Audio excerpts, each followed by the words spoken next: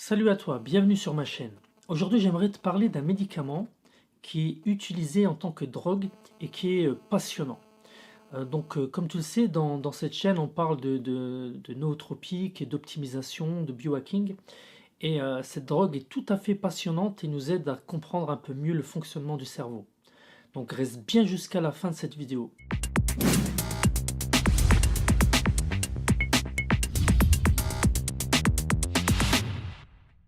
Comme d'habitude, n'hésite pas à liker, à partager cette vidéo et à t'abonner à la chaîne, ça aide cette chaîne à se faire connaître.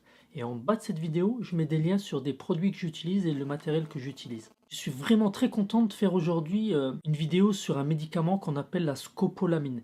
C'est un médicament pour lequel je voulais faire une vidéo depuis un petit moment déjà, mais j'ai pas eu le temps. Donc il faut savoir que la scopolamine est un médicament utilisé en médecine très courant qui a vraiment beaucoup d'usages. Et la scopolamine nous intéresse particulièrement. Je ne sais pas si tu as vu ma vidéo sur la nicotine, où je t'expliquais que certaines substances pouvaient mimer l'acétylcholine et se mettre sur les récepteurs d'acétylcholine.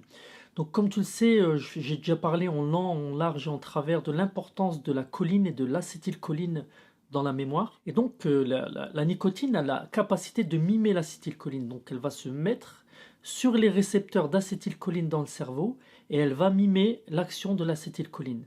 La scopolamine, par contre, elle agit différemment. Elle va bloquer les récepteurs d'acétylcholine. Donc d'un côté, on a la nicotine qui peut émuler les fonctions de l'acétylcholine et par ailleurs, on a la scopolamine qui, elle, bloque les récepteurs d'acétylcholine.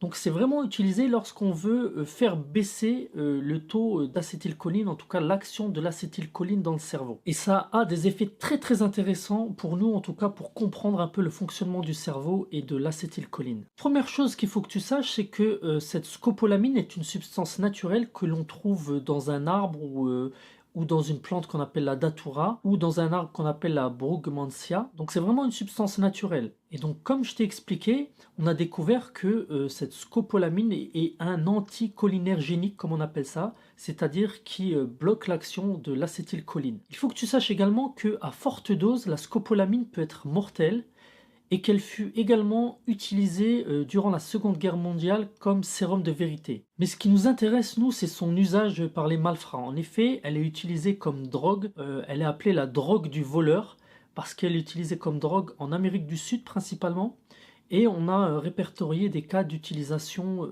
à Paris. Ce qui est intéressant, c'est que c'est une drogue qui peut être utilisée par inhalation. Donc il suffit qu'on vous fasse inhaler un tout petit peu de scopolamine, et vous êtes drogué, vous êtes parti. Et donc c'est cette arnaque qui est utilisée à Paris par certains membres de la communauté asiatique. Peut vous appeler, vous faire sentir des plantes ou essayer de vous faire sentir des parfums. Vous inhalez un peu de scopolamine et boum, vous êtes drogué. Donc son mode d'action est assez intéressant. En Amérique du Sud et en Colombie plus spécifiquement, on l'utilise plus en vous mettant ça dans un verre. Donc pour ceux qui regardent cette vidéo, ne laissez jamais votre verre sans surveillance, surtout quand vous êtes en voyage, et ne vous laissez pas offrir des verres. C'est une sécurité de base, mais bon, c'est bon à rappeler. Donc en France, la communauté asiatique donne différents noms à cette drogue, le souffle du diable ou le souffle du dragon. Rentrons dans le vif du sujet. Qu'est-ce qui se passe lorsque vous prenez de la scopolamine? En fait, lorsqu'on vous drogue à la scopolamine, vous devenez un véritable zombie. Donc en fait, les gens qui sont autour de vous ne remarquent pas que vous êtes drogué. Et les arnaqueurs qui vous ont fait inhaler ça ou vous ont mis ça dans votre verre peuvent disposer de vous. Donc ils peuvent vous emmener dans votre appartement, ils peuvent vider votre appartement et vous allez même les aider à déménager. Et d'extérieur, vous semblerez normal, vous pourrez même répondre à des questions, mais par contre, vous n'aurez aucune volonté. Donc on a vu des gens vider leur carte de crédit, donner l'argent aux malfrats, on a vu des gens vider leur maison avec les malfrats, les aider même à déménager, tout en paraissant tout à fait normal pour la concierge ou même s'ils croisaient des gens qu'ils connaissent. Et le pire, c'est que une fois que les effets de la scopolamine sont partis, vous vous réveillez, enfin vous vous sortez de votre état léthargique et vous avez tout oublié. Vous vous réveillez dans un banc et votre mémoire est partie. Vous avez tout oublié. Donc c'est vraiment une drogue qui est redoutable. Certains l'appellent même la drogue la plus dangereuse du monde.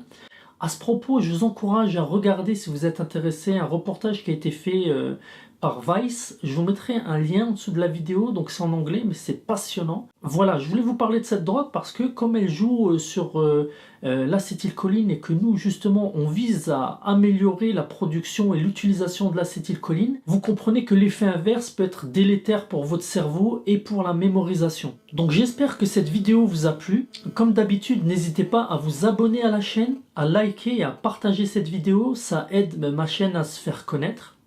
Et n'hésitez pas aussi à regarder mes autres vidéos. J'ai aussi une newsletter, si vous voulez avoir du contenu exclusif, mais je ne vais pas vous bombarder d'emails, vous pouvez vous inscrire en dessous dans la description de cette vidéo.